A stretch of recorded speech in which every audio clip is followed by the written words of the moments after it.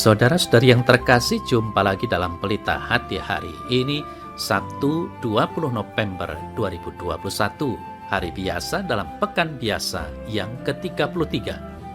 Bersama saya Romo Thomas Suratno SC dari Paroki Cilanda, Jakarta Selatan, mendengar dan merenungkan sabda Tuhan, yakni firman Tuhan yang tersurat dalam Injil Lukas bab atau pasal 20 ayat 27 sampai dengan ayat 40.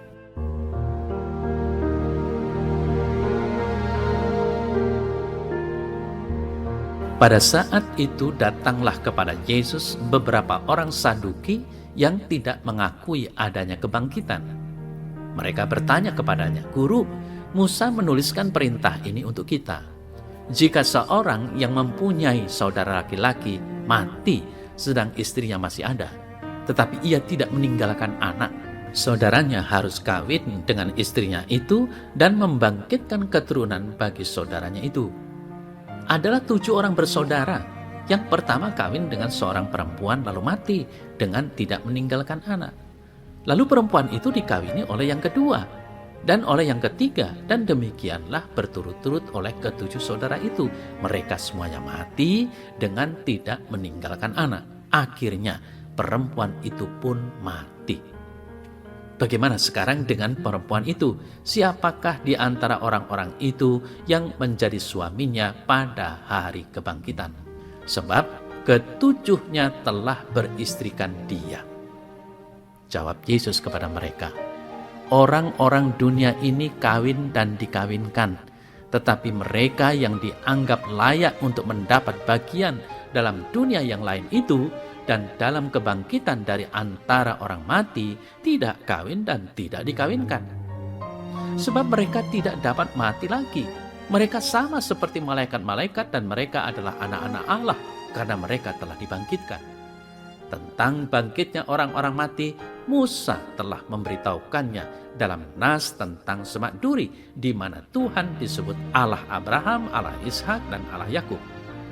Ia bukan Allah orang mati, melainkan Allah orang hidup, sebab di hadapan Dia semua orang hidup.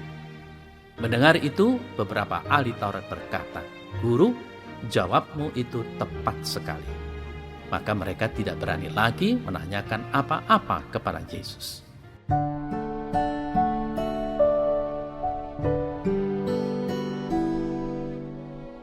Saudara-saudari yang terkasih, kebangkitan orang-orang mati sepanjang sejarah Israel menjadi perdebatan yang selalu menarik. Beberapa kelompok orang Yahudi percaya akan adanya kebangkitan, namun sebagian lain, orang Saduki salah satunya, tidak mengakui atau tidak percaya akan adanya kebangkitan badan. Mereka juga tidak percaya perkara malaikat-malaikat dan roh, apalagi soal kebangkitan setelah kematian. Ketidakpercayaan itulah yang menjadi konteks pertanyaan mereka pada Yesus. Mereka membayangkan kehidupan setelah kebangkitan sama seperti kehidupan saat ini. Dan pertanyaan mereka sangat relevan berkaitan dengan hukum Levirat. Saudara saya terkasih, saat ini kiranya juga menjadi pertanyaan bagi kita pada umumnya. Bagaimana kehidupan setelah kematian? Kita yakin dan percaya bahwa ada kebangkitan dan kehidupan kekal. Namun mengenai bagaimana persisnya atau bagaimana kebangkitan itu, kita hanya bisa mengira-ira. Senada dengan pertanyaan orang-orang Saduki, saat ini yang sering menjadi perdebatan kita adalah bagaimana dengan orang yang sudah meninggal kemudian bukan dimakamkan namun dikremasi.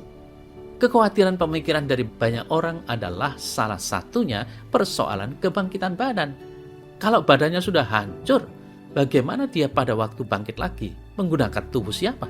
Saudara saya terkasih, saat ini gereja meyakini kuasa Allah jauh melampaui perdebatan kita yang seperti itu. Allah punya jalan dan cara yang tidak pernah bisa kita mengerti. Seperti jawaban Yesus, kebangkitan setelah kematian adalah kebangkitan atau kehidupan yang sama sekali baru dengan tubuh yang baru bersama dengan malaikat-malaikat. Karena Allah kita adalah Allah orang-orang hidup, bukan Allah orang-orang mati.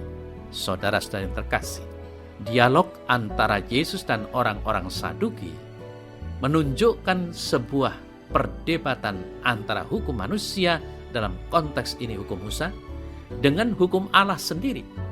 Hukum Musa berbicara mengenai larangan dan pantangan apa yang boleh dan tidak boleh dilakukan oleh orang-orang Yahudi. Patokannya adalah soal boleh dan tidak boleh. Hukum yang demikian ternyata berbeda dengan hukum baru yang dibawa oleh Yesus. Patokannya bukan mana yang boleh atau tidak boleh, namun yang lebih penting adalah soal keterbukaan hati pada kehendak Allah sendiri. Yang jelas adalah bahwa hukum Allah itu mengendaki agar umatnya beroleh hidup, bukan beroleh kematian. Sedangkan hukum Musa lebih banyak membuat manusia mati. Saudara yang terkasih, kita sebagai manusia, sebagai bagian dari masyarakat, hidup dengan aturan dan hukum-hukum yang disepakati bersama. Taat kepada hukum yang ada merupakan salah satu keutamaan yang perlu senantiasa diperjuangkan. Jangan sampai kita justru menjadi pelopor pelanggar hukum. Namun demikian, pada hari ini Yesus mengingatkan kita untuk bisa dengan bijaksana menilai tentang hukum. Apakah hukum itu menghidupkan atau justru mematikan seseorang?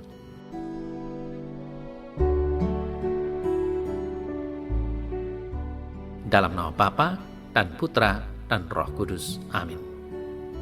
Ya Tuhan Allah, Engkau senantiasa memberi kehidupan kepadaku. Kumohon terangilah diriku dengan Roh-Mu sendiri, sampai pada akhirnya aku berani memperjuangkan kehidupan. Bantulah aku dalam membela kehidupan ini.